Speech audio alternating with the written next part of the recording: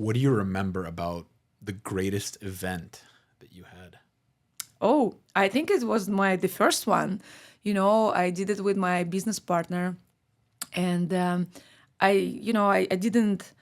I don't have any education for that to create the events. Like I was a photographer for 10 years, but one of my friend from San Diego, he wants to make a party in Los Angeles, and he knew that I know a lot of DJs. I have a lot of like connections because I was very social. I knew a lot of people, and he asked me, "Can you introduce me to this DJ? Or can you introduce me to any of the DJs who can bring a lot of people?"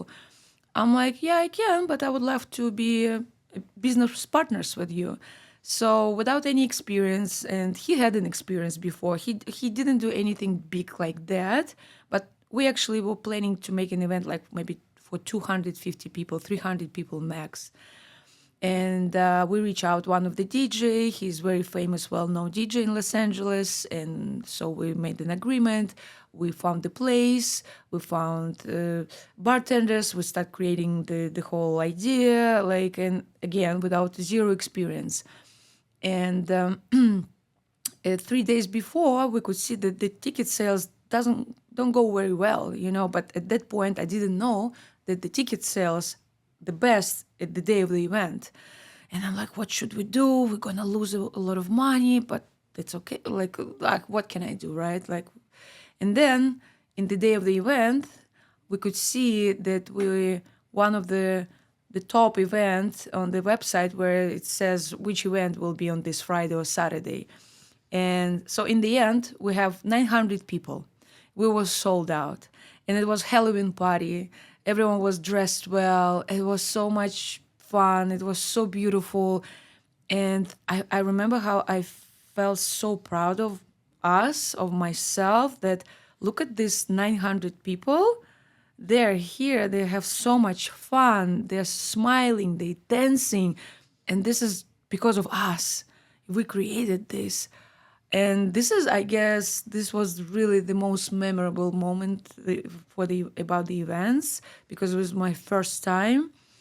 And I remember in the next day, I would just walk outside in the street. I was just with the chin up. I was so proud. I would just remembered how many people it was, so much fun, and then so many people texted to us, "You guys amazing! You just kill it!" And I'm like, wow, we made it.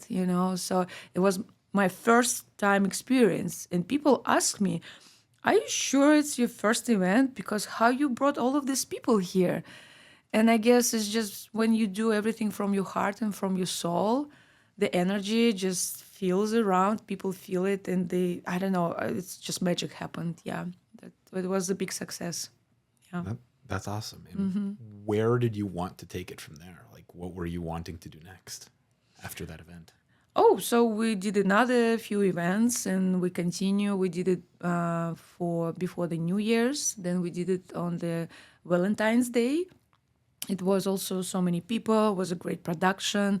My business partner, he was a very creative person, and he was I would say he would lead this part. I was more like social, talk with everyone, like DJs, promoters, staff, and he did the creative part. He brought some actors. We did some immersive experience, so it was not just like a dance party. It was also immersive experience. People who didn't want to dance, they can go to some rooms and had some immersive experience. Yeah, but then COVID happened.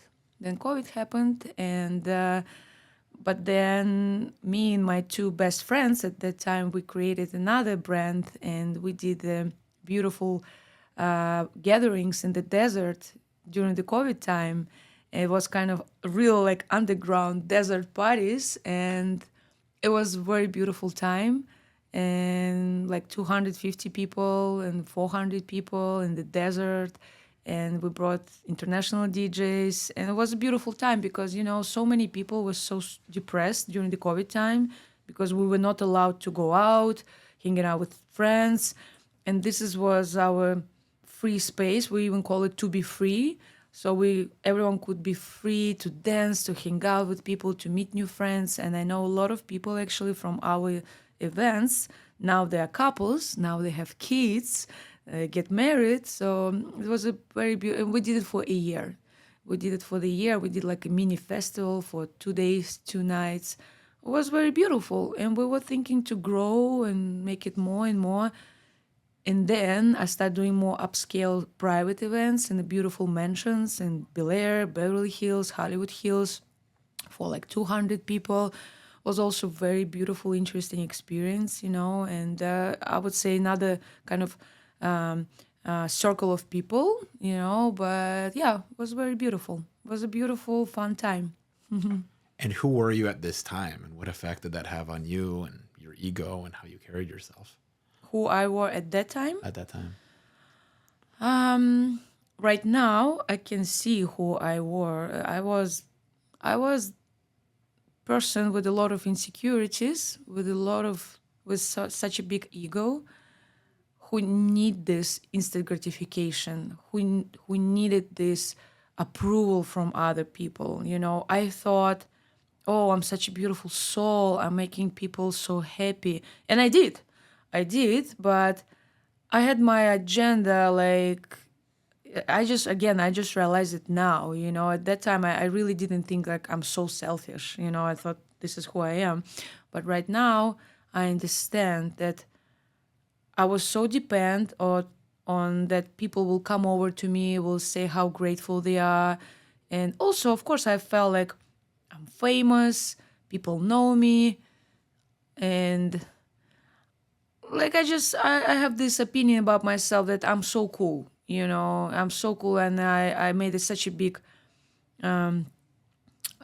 meaning about myself. Like if compare for right now, it's two different persons. It's such a different personality who I am right now. But yeah, at that time I had so much ego. It was so important for me to get this good response, to get the good feedback, and just to make sure that I'm the best.